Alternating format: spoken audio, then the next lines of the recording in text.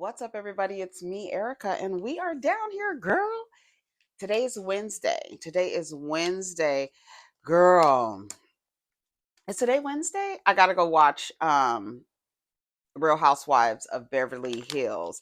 It's me, Erica, y'all. What's up? We are down here. We just down here to talk about, girl, I don't know what we're gonna talk about, but I'm having an emergency and I need to fix it right away. Hold on a second. And now I'm looking for my grinder. Oh, it's right there in front of my face. Girl, I can't even do it. So what's going on, everybody? We are down here, girl. We don't have nothing to talk about. I'm going to see what's happening down to the blog. I sponsor the now. Yes. I sponsor the blog. Let me tell you something. Blogs. One of the first things that I opened up was I think this was the Jasmine brand. And Garcelle and Bose were on Watch What Happens Live last night. And Andy asked them what did they think about Garcelle's announcement and departure. And they both stayed quiet. Now, shout out to Kempire. He reported that he had some information allegedly of what happened at the reunion and how Bose suggested that Dorit, she would have sued Garcelle if she was Dorit. Then there's someone else coming out, another woman coming out saying that she used to work with Bose and that it wasn't the best experience. They said that Bose moves like a Black woman in corporate America, and I don't know if she suffers from tokenism. I couldn't imagine that she would come on this platform and be all Black everything and then turn around and flip on Garcelle and suggest that Dorit should have sued her for saying that the robbery that happened to Dorit at Dorit and PK's house wasn't real and that it was staged. And the way that Dorit made it sound like you and your 4 followers. And no, girl, everybody thought that. Girl, everybody thought that. And I don't know if when Garcelle said that, no one backed her up. Like, you're on this thing alone. And I don't think that's cool. I hope that Bose didn't go to Beverly Hills, say what she said the other day about pitting 2 Black women against each other, and then turn around and say something like that at the reunion. So I don't know. That's what the people are coming out saying. It says Erika Jayne and Bozoma St. John were weighing in on Garcelle Bouvet's decision to leave RHOBH. Bozoma says she was disappointed in Garcelle's exit, adding that she wishes Garcelle would have stuck around to work out her differences with her co-stars. However, Erika appeared to be a bit shadier in her reaction and alleged that Garcelle made it clear she was leaving the show when she walked off the reunion set. And even in the last cast shot on the reunion, she's not there. Garcelle announced her departure on Instagram Tuesday, May 25th, after season 14 finally aired. She joined the Bravo reality show in season 10. What are your thoughts on what Erika and Boz had to say? So let's hear what they say. With Garcelle's announcement that she was departing from the show. Thoughts on that announcement? Ladies.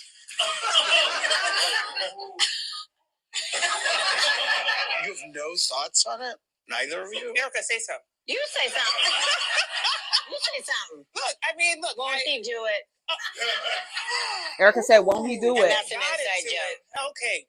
Well, look, I am disappointed that she is departing like this.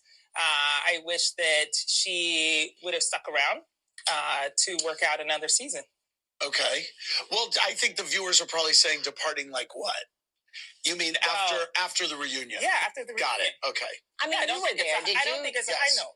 Well, I also, like, when we were at the reunion, and I know that she was upset, and obviously we've known that she's quit for 2 weeks, okay? We knew this. But when you were there, I didn't understand. You knew that she quit Allie Day? seeing what Garcelle said about the break-in. You intimated that it was PK. Was I the only one that felt that way? You tell me who else. Your 4 other people from Twitter? I'm just so sick of it. Garcelle. I can't be friends with people like that. I don't trust them. They're all assholes. Feels Really pissed right now. So I don't want to answer any more questions, honestly. Everybody can go themselves. I don't care.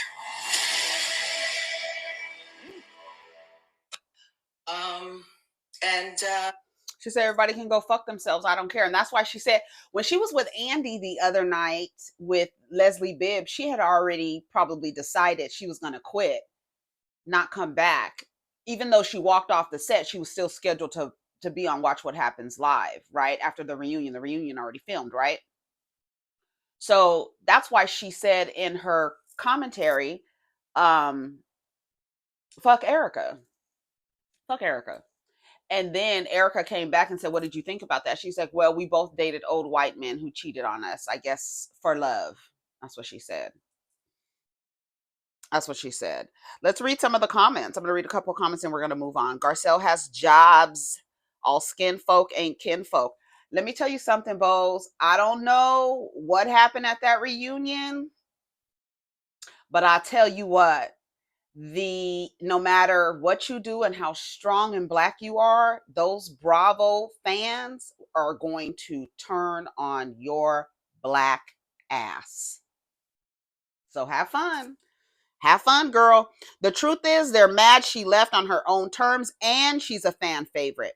They wanted her gone, but not before they could destroy her. She beat them at their own game because their storylines for next season are gone. Erika saying, won't he do it as an inside joke just shows that they've all been having side conversations and strategizing about how to get Garcelle off the show. Y'all couldn't bring her down to your level, so you wanted her out. It's sad to see Bose was on the and you see I wasn't getting her name right. Bitch, was I not getting your name right? Were the spirits not allowing me to get your name right because we knew we was going to get ready to be on a disrespectful level with your ass? I really hope not. I really hope that it's not what it is. But like I said, they said that there's a woman who has come out, and hasn't hit the blogs yet. I haven't seen anything about it, but we'll have to see. It's sad to see that Bose was on that team too. I'm just glad Garcelle left on her own terms. I think she's been mad since the incident with her kids. Hilarious for Erika to complain about Garcelle's contributions to the show when her entire season was picking out wallpaper and painting a stripe down her hallway. I honestly never felt like Garcelle was a fit for the show anyway, so good for her, but I cannot see how Bose reacts when they turn on her, because they will. Popcorn emoji. That's what I'm saying. Girl, it's a matter of time. We're gonna put the countdown clock on to when that viewership, you think you can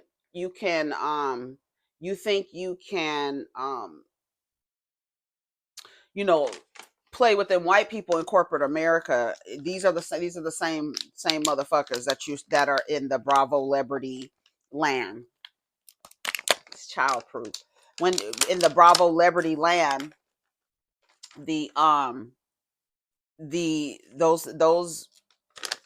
not Bravo celebrity, Bravo fan base, they're not.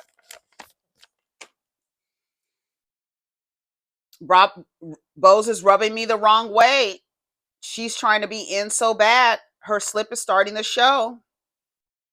Bose, when they come for you, we ain't saying shit because the switch up in these heifers is real. Word on the curb, Bose is the black woman who wants to be the only one, despite her claiming otherwise, which is devastating if true, because I really admire her. Garcelle's too good to be on this show. Garcelle's booked and busy. She knew exactly when it was time to gracefully walk away from negative energy. Bose, disappointing. Bose is proven to be that black girl. If you know, you know. I hope you are not going to give us the stereotypical I need to be the only black woman, but like come on to the front like I'm blackity black, I'm black y'all, I'm black y'all, I'm blackity black, I'm black. I hope that's not what's happening, because it would be very disappointing for that to be what Bose has come into, because like I said, they're gonna switch up on you, sweetie. They are. They will. They will. You like you know, we know it. No, it doesn't matter how accomplished you are. If you don't have the complexion for the protection, shout out to Paul Mooney. If you don't have the protection for the complexion for the protection, girl, you're gonna be on that boat. You're gonna be on an island by yourself, and Dorit. Let me tell you something. Dorit isn't strong enough to hold you. Like, she's the wrong person to be on the life raft with, like, honestly and truly. So I don't know what's gonna happen, but like the person said in the comments, they don't have a storyline now. She left. Y'all, when y'all get to filming again, that's gonna be the beginning. Like, oh, what is Sutton gonna do? Sutton, they're gonna turn on you. They're gonna turn on Sutton. They're gonna turn on Buzoma. They're gonna turn on her. That's what they do. That's what they do. And I really want y'all to stop saying that mean girls, they're mean girls, they're mean girls. If I hear that one more time, they're mean girls, they're mean girls, they're mean girls. Girl, mean girls is a catchphrase. It's a catchy phrase. And everybody is saying it as if all of these women operate and move in the same exact way. For the CEO, Creonta, for Creonta to be the CEO of the Mean Girls Committee, and then to turn around and say somebody else are mean girls and they trash, you would know. You should know. You the one that created the policies and procedures for the Mean Girls Club, bitch. So whether or not Phaedra, the way that y'all act like Phaedra is not a part of that description is the wildest shit to me.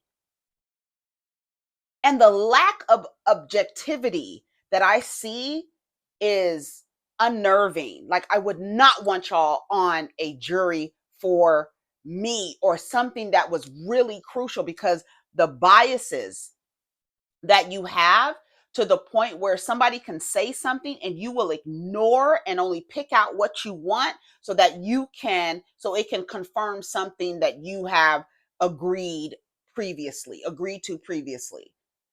It is the weirdest thing that, like, I was watching those clips of Funky Dinero when he cussed out Michelle Brown.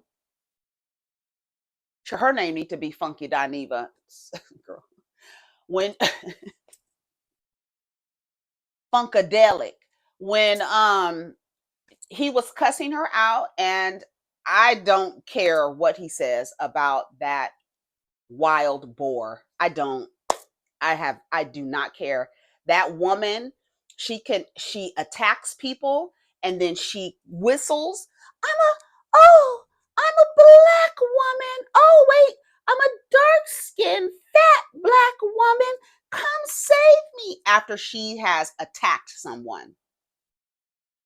She's been doing it for years. But the comments, the reason why he started was, at the beginning, people were trying to say that Quad was not attractive. She was not pretty.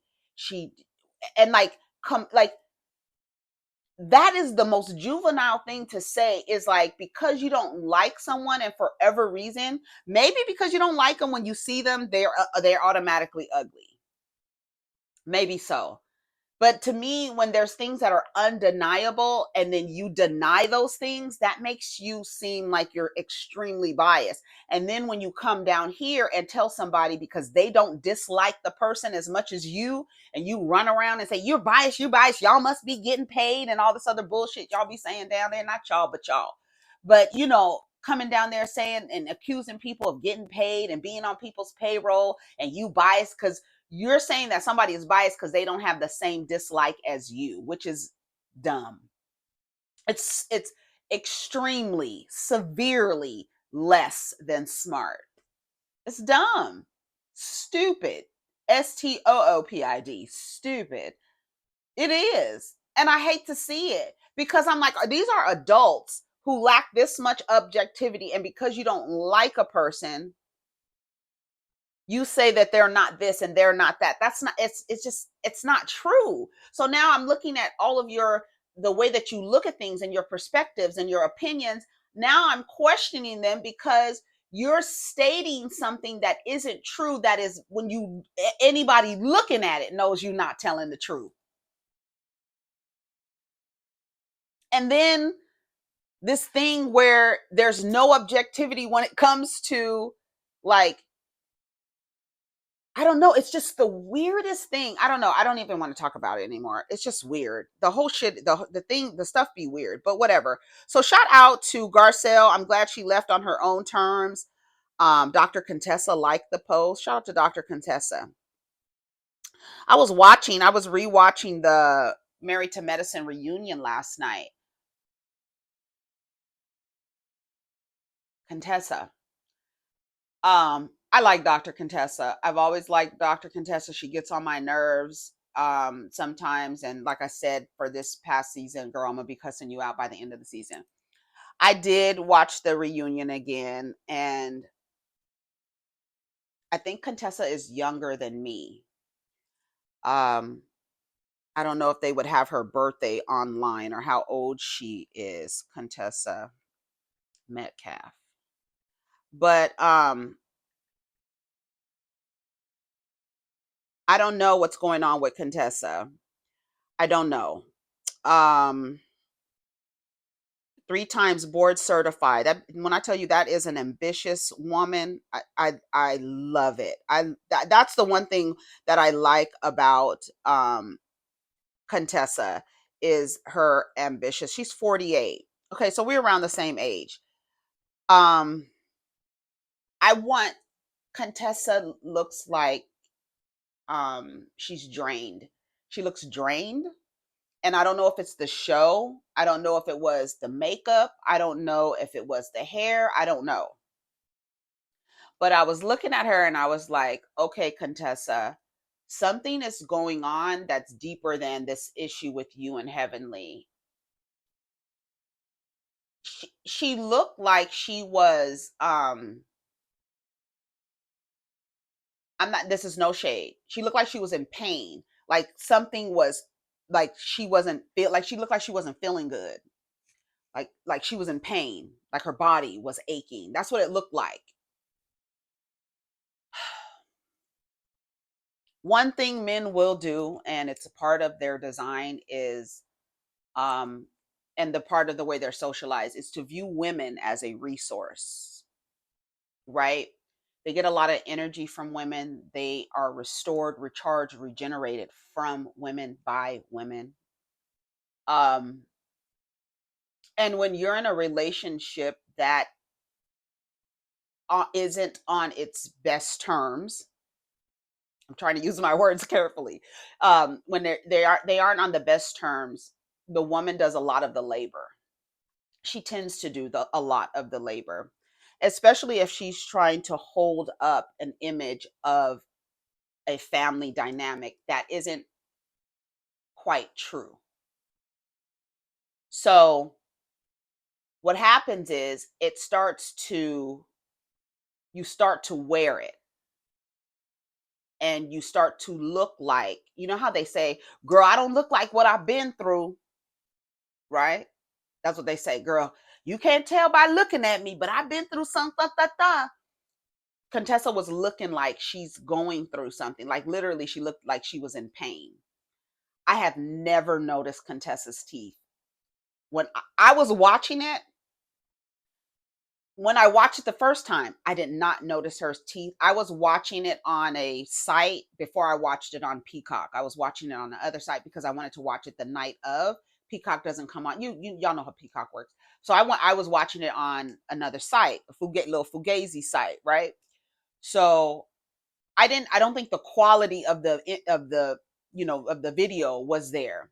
But when I watched it on Peacock, I have never noticed Contessa's teeth look like she either smokes or drinks a lot of coffee. That is, it was giving coffee stains, right? Or smoke stains or whatever.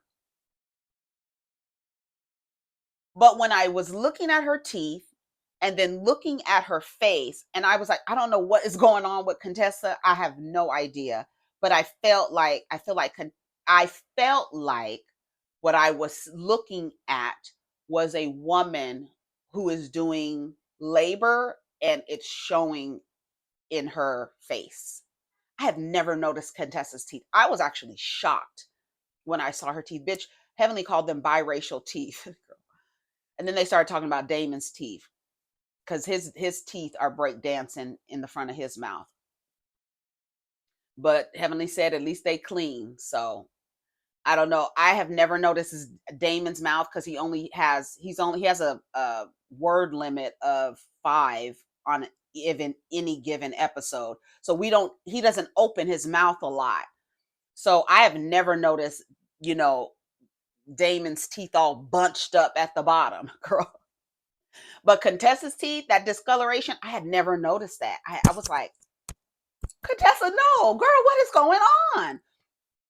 Especially when you have access to the best. Like, I'm not even talking about Heavenly. You have access to the best dentist. You can find somebody to go bleach them motherfuckers, put them under a goddamn lamp, and get them motherfuckers bright, white, and shiny. Contessa, I don't know what's going on with them front teeth down there, but baby girl, you need to do something about that. I don't understand it. I was like, girl, is she? Girl, I was about to say something. Let me stop. Because it looked like you don't have a dental plan. That's what it was looking like. I was like, how's her teeth? I've seen people with less money with brighter teeth. They're real teeth, not veneers. So please, Contessa, get that taken care of. Ain't nobody gonna say anything like, oh, Contessa, whiten her teeth. Yes, please do it. There's nothing wrong with whitening your teeth. I haven't. I need to. When I go to my dentist, she'd be like, your color is fine on your teeth. But then, when you watch people in entertainment and on TV, you see how bright their teeth are. I feel like my teeth are pretty good, but she always says, like, well, I always tell her I want to get my teeth brightened. She'd be like, no, you don't need your teeth brightened. You don't want your teeth to look like fluorescent blue, like Portia's Gator mouth. Her teeth are so big, they got serial numbers on the back of them, girl. You understand what I'm saying? And they're fluorescent blue. They're so white, they're fluorescent blue. And anybody in dentistry, let me know. But my dentist, shout out to Dr. Patel. I love that. I get compliments on my smile from strangers on the street. Do you hear me? So shout out to my dentist, okay? Dr. Patel, a woman, okay? She tells me that your teeth should not be whiter than your eyes, right? Now, if you are an alcoholic and you got yellow eyes and because your liver is shutting down, that's a different story. But she says your teeth shouldn't be whiter than your eyes. Otherwise, it looks off. And so many people in entertainment, their teeth are so white that because you're looking in their eyes, but their teeth are whiter than the whites of their eyes, that their teeth look like Max Headroom, Mac Tonight. That's what they look like. They're done.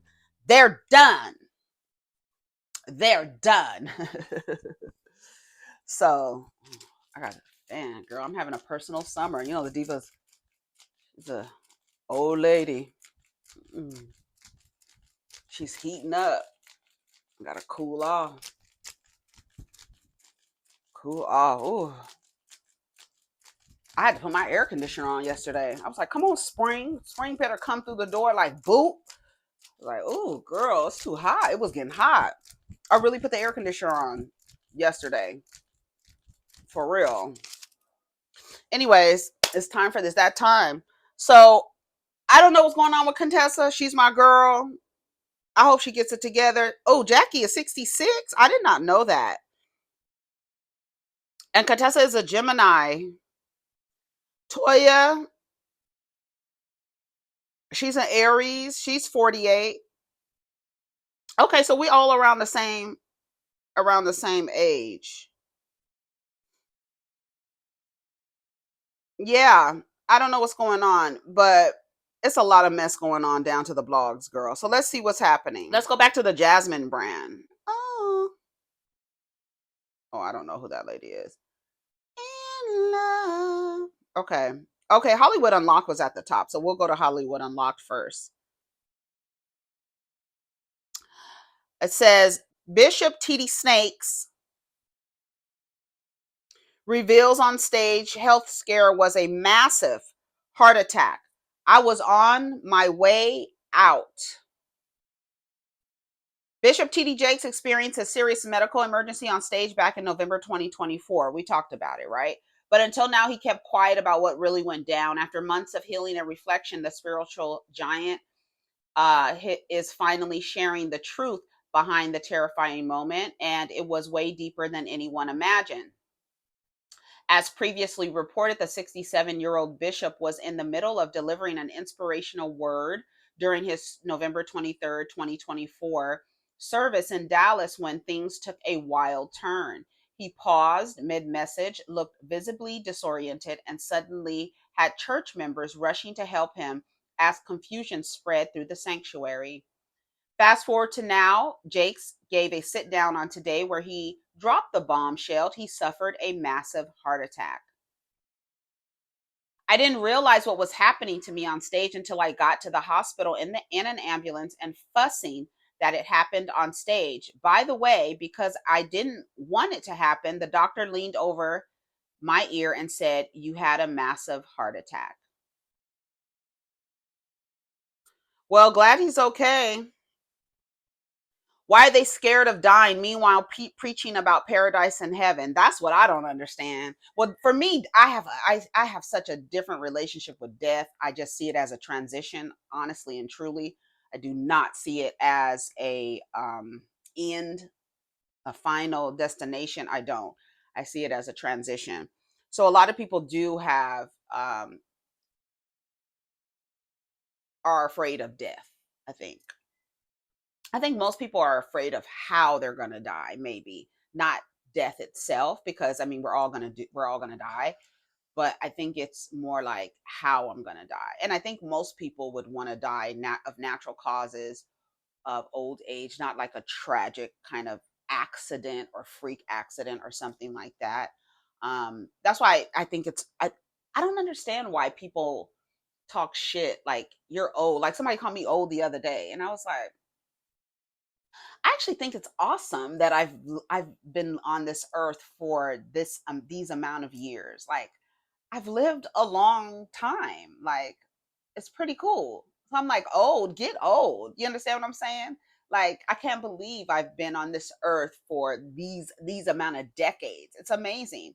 And I also still have so many memories of being a young woman, a teenager in school, graduating from high school. I still have all of these vivid memories. Like it doesn't seem like they were 40 years ago. You understand what I'm saying?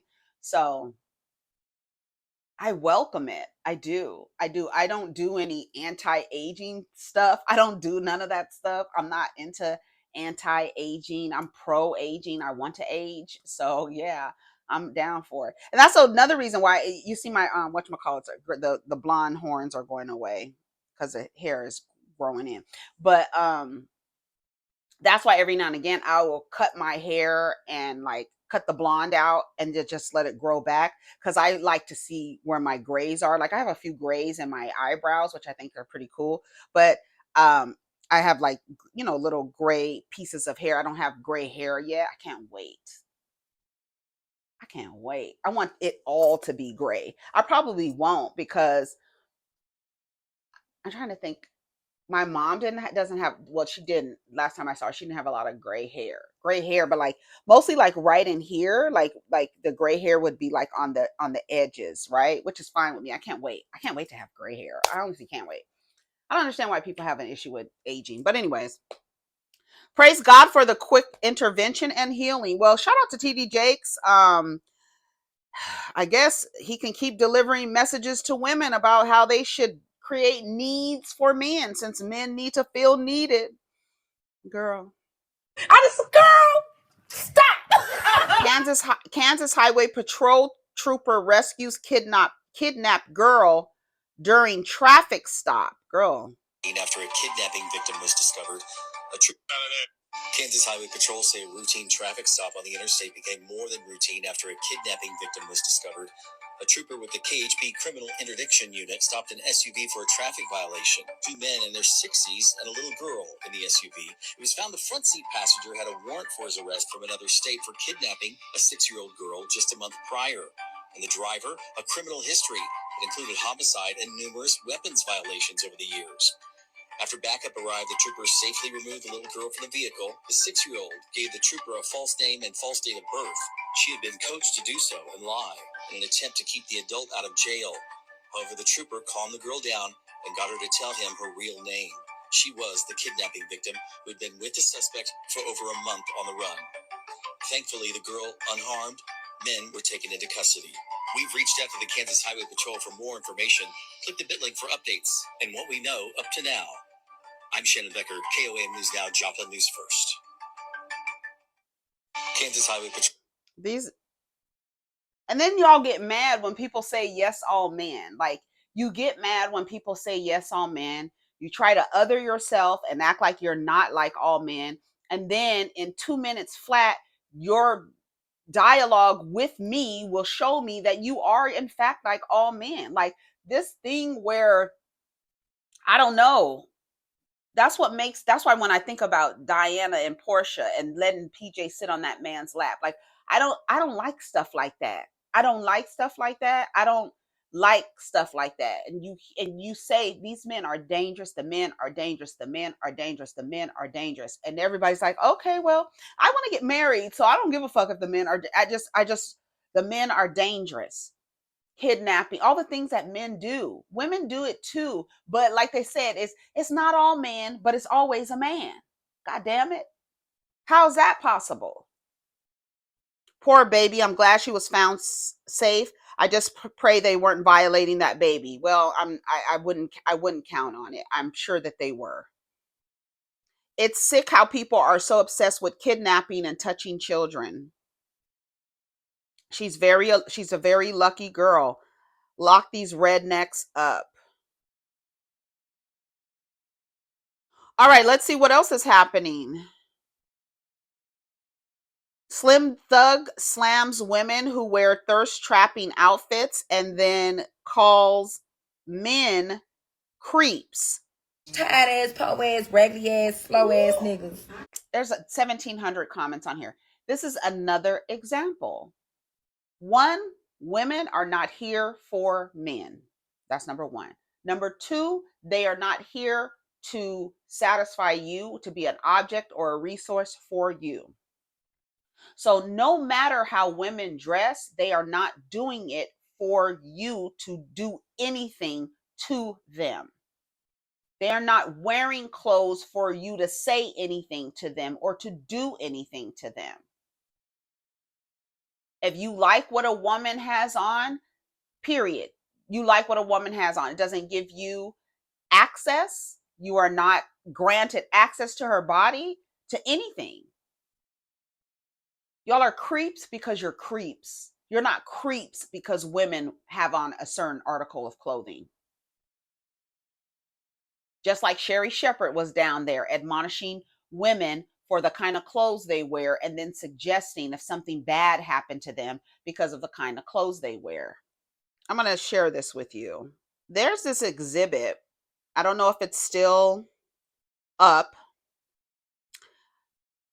but it's called what were you wearing? It's an exhibit. Hold on, let me go to it. What were you wearing? Hold on.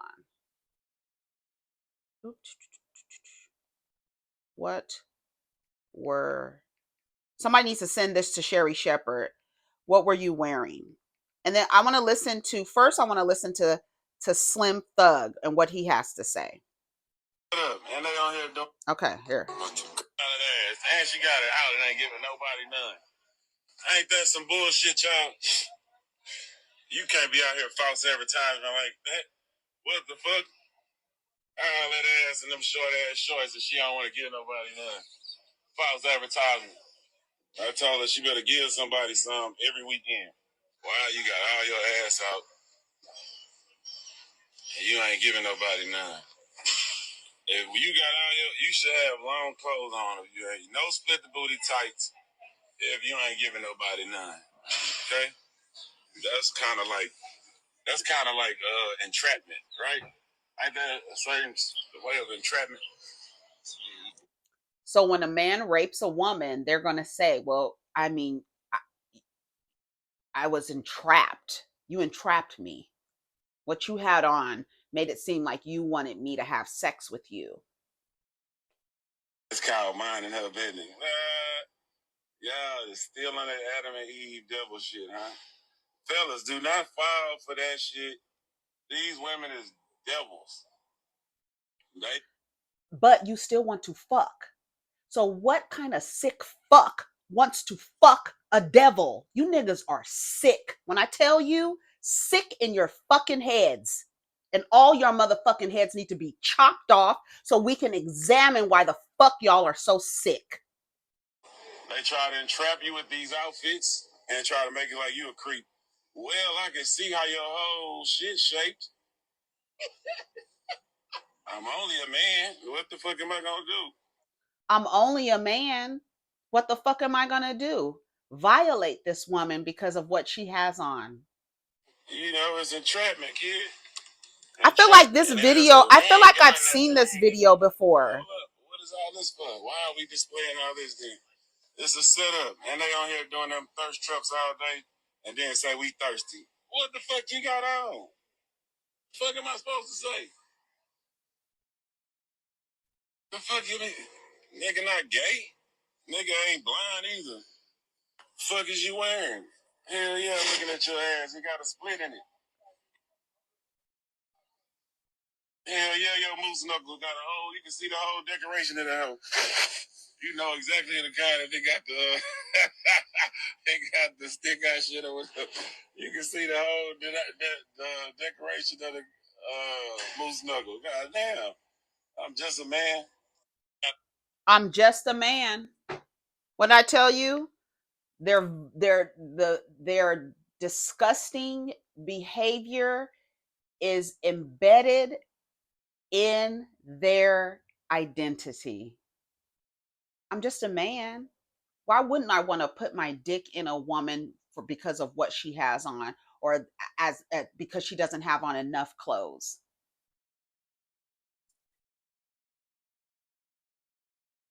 He looks doofy. Never mind how he sounds.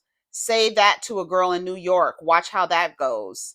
Every time he opens his mouth, it gives predator vibes. A shame he'd ruin his legacy like this. This is why they made pepper spray. Imagine a gay man telling him the same thing just because he had on some thirst trap and gray shorts while working out. Right. See, and it's always so, shout out to Rodney the Voice. He says it all the time. Because y'all run around objectifying, violating women because of what they had on. And y'all running around here with your asses out. If a gay man decided, or a group of gay men decided your ass is out, oh, that looks like an invitation. Let's bend you over and go to work. Then y'all would understand how women feel. Let another man come up to you and say, well, this is a thirst trap. You got on them gray shorts. You got your ass out. What's up? And stick their thumb right up your ass. Then you will know how it feels. Somebody create a website so his victims can come forward. Men who talk like this scare me. It's giving predator. Because why do you feel entitled to a woman's body? It's the way they're socialized. We live in a society that says you, from your Bible, tells you you are made for them, to help them, to be a helpmate.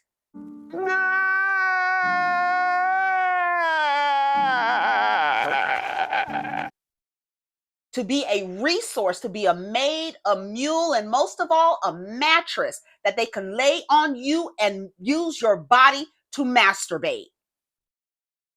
Because the word on the street is the heterosexual girls are not getting satisfying sex from you heterosexual motherfuckers. That's why I call y'all mattresses. Y'all let these niggas lay on you and use your bodies to masturbate. We're not playing these games. These fucking weird ass niggas, I'm telling you. Yes, all of them. I'm just a man. Sir, you sound more like a little boy who can't control his thoughts. Y'all have to stop doing that. No, he sounds like a grown man. Didn't we just finish a story with 2 grown men kidnapping a 6-year-old? Do they sound like children? Problematic as fuck, considering that crimes against women and young girls are at an all-time high. Officer, he's right here. Following and recording a woman and telling her she needs to make herself available for free use is fucking sexual harassment. It's a giving threat. Like, if I caught you in the dark alley and could get away with it, I would take it. He needs to be investigated. So controlling yourself isn't an option. No, he's just a man, right? Boys will be boys and men will be men. Every time you hear someone make that statement, it's always in context with a man misbehaving. Because their excuse, the excuse for their violent, predatory behavior is built into their identity. I'm just a man. What are you talking about? I'm just a man. You got on booty shorts. I've been told since the very beginning that you come from me, you hear from me, you're a resource for me. So if you dress in that any kind of way that makes my dick jump, you need to give me what you are displaying. I need to have it. Why bro sound deprived of the poo nanny? I would sue if I saw this video of me online. That girl's working out, minding her business. I feel sorry for women. That lady is out jogging.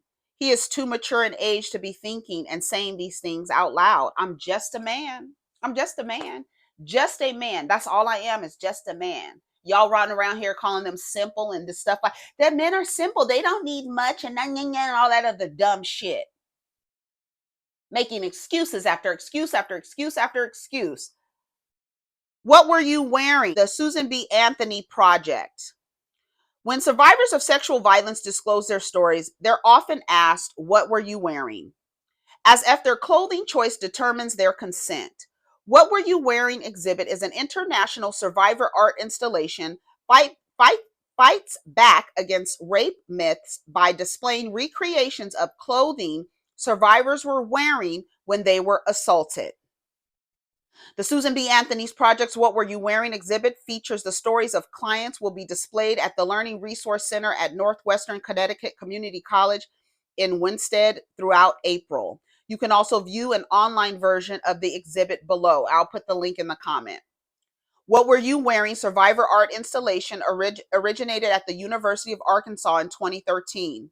Created by Jen Brockman and Dr. Mary Wyatt Hebert, the project was inspired by Dr. Mary Simmerling's poem, What Was I Wearing?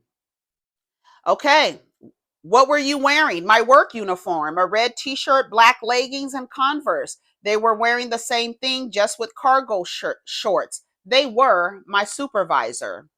What were you wearing? A swimsuit. I had been canoeing at the river all day. It had been really fun time. Then they came into my tent when I was trying to change clothes. What were you wearing? Probably a little sundress. That's what I always wore. I was 4 years old. The worst part of it, it was from my brother, my own family member. What were you wearing? I think sweats and a t-shirt. I went to his place to study. I couldn't process what happened. He was a worship leader at his church. What were you wearing? A cute mini dress. I loved it the moment I saw it. I had some killer heels too. I just wanted to have a good time that night, look cute and hang with my sisters. He kept getting me shots over and over again. The next thing I remember is crawling around on the floor looking for that stupid dress. What were you wearing? It happened so many times. I was always wearing his clothes, sweatpants, plaid shirts with black t-shirts, because that's the only thing I was allowed to wear. He felt like he owned me. I was not allowed to go anywhere, wear anything, or even talk if I was not given permission by him. What were you wearing? Pajamas and a bathrobe were things that I would wear when the abuse was at its worst. Anything that was related to being in the bedroom, I had a pink lightweight bathrobe and a purple fuzzy black bathrobe. Nothing glamorous. I would wear my bathrobe after my shower. This was when I would be raped. PJs I wore in the summer were shorts and a tank top. To him, that was easy access. These are all big triggers for me. It makes my skin crawl. Honestly, anything that I would wear that had a mental connection to his abuse was gone in the garbage. When a man thinks he owns your body just because you're married, it doesn't matter what you're wearing. That woman is gone. What were you wearing? A white t-shirt and black basketball shorts. It was always the same outfit. It was always after rec center league. I trusted him. My mom trusted him. What were you wearing? A bohemian skirt and top? Nothing fancy. I'd worn that outfit a dozen times before. I always thought I was safe because I didn't wear those kinds of clothes. I guess my rapist didn't get the memo. I want to tell y'all something about claiming the person who caused you harm by using the possessive my in front of what they did. I would encourage you to change your language. You don't have to. This is just a suggestion. I hear people say, my narcissist, my rapist, my abuser, my this, my that, my this, my that. That is claiming ownership over them. You don't own that person and they don't have ownership over you. So I would suggest saying the person who raped me or the person who abused me or the person who the narcissist I dealt with. Take my from in front of it because now you're attaching as if you have some ownership over that. While that is a piece of your life, that is a part of you, that person that did that harm to you is not yours. And because they committed you had a traumatic event with that person, you don't want to claim them as yours. It's just a mental thing, but I notice a lot of people do it. So that's just a suggestion. So consider releasing the ownership over the person who abused you. Release them that way. So instead of saying my abuser, you say the person who abused me, right? I don't even call the boy's father. I don't call him my ex. I don't want any ownership. The boy's father. You understand what I'm saying? I don't want nothing to do with that. You're not my nothing. You nothing to me. You're not my anything. There's no possession, no ownership, nothing. So just reconsider and try that and see how it sounds and feels to you. But that's just something that I remember I used to say my ex and I just it was like I don't want to say I don't want to have any ownership. I don't want him. I don't even want to be connected to that. Like, girl, no. Mm-mm. So something to think about, right? I guess the person who raped me didn't get the memo. Do you understand what I'm saying? Instead of saying, I guess my rapist didn't get the memo. I'm gonna share a link to this exhibit so we can show you that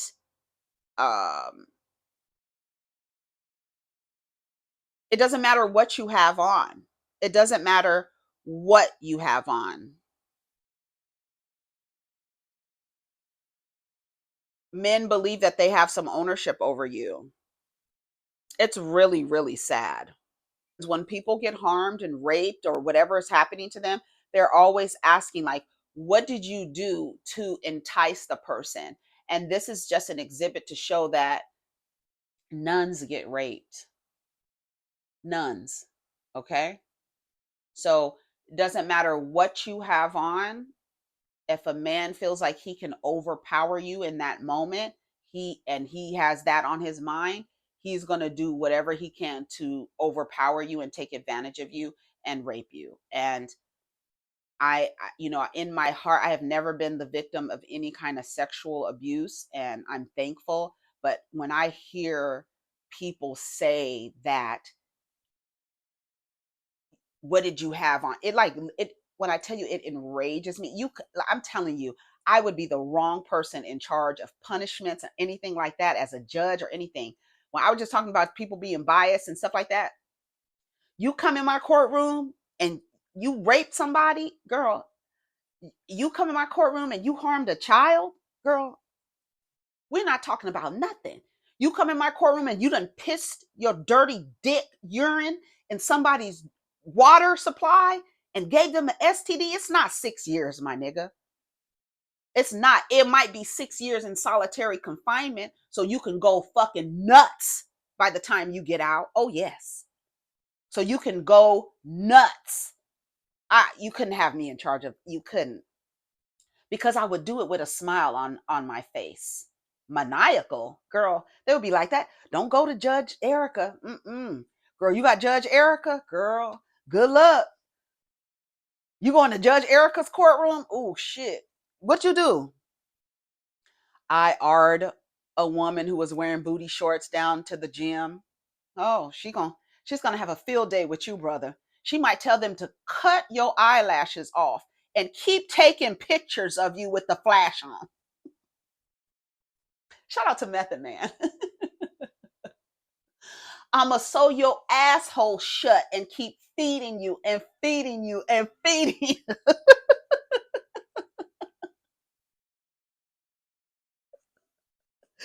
Girl. You don't want me in charge of the punishments, I'm telling you. Let me save this. Let me read a couple more comments from him. I mean, from this. The police need to check his computer phone. Ain't no way this man is with this mentality is not doing something he's not supposed to do. Ladies, y'all know most men think like this, right? Sherry Shepherd was just saying this the other day. I don't even know what to say. I'm just a man. I can't believe that. That's so disgusting to me. That is so disgusting. He almost made me raise my shoulders. In Vogue's Dawn Robinson claps back at Jermaine Dupri's comments about her choosing to live in her car and having an assistant while doing so. You said, I want to do this car life thing. I said I did research, which is crazy. It's like it's almost like people think that I was just like thrown into car life and she's just homeless. It's not that at all. I made a choice. Like I said, I could have stayed at the hotels, or I could have worked it out even with my manager to stay with him. Like, how can we make room in your apartment? He has a 1-bedroom, 1-bathroom. So it's like they saw what they wanted to see. They didn't see what I said. Like I said, they tore it apart and made certain parts like she's homeless, all this, right. And she's destitute and she needs money and let's help her. And I'm like, you guys, I love the ones that came for me. Like, I have a place, I have a room, an extra room, you could stay with me. I'm like, my car is right now temporarily my room, my home.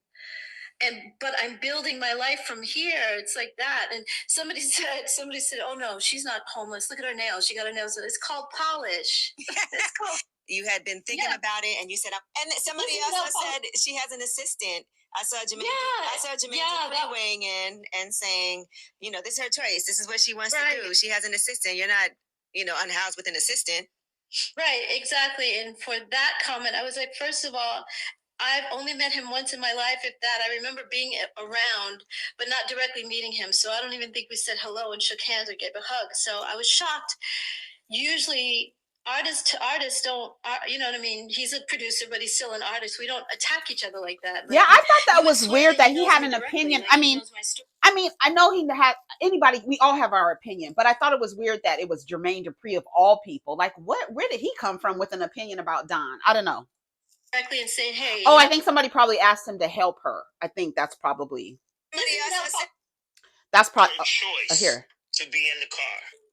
I saw somebody send a message and say, Jermaine, Monica, all of y'all, can y'all put some money together to help Dawn out?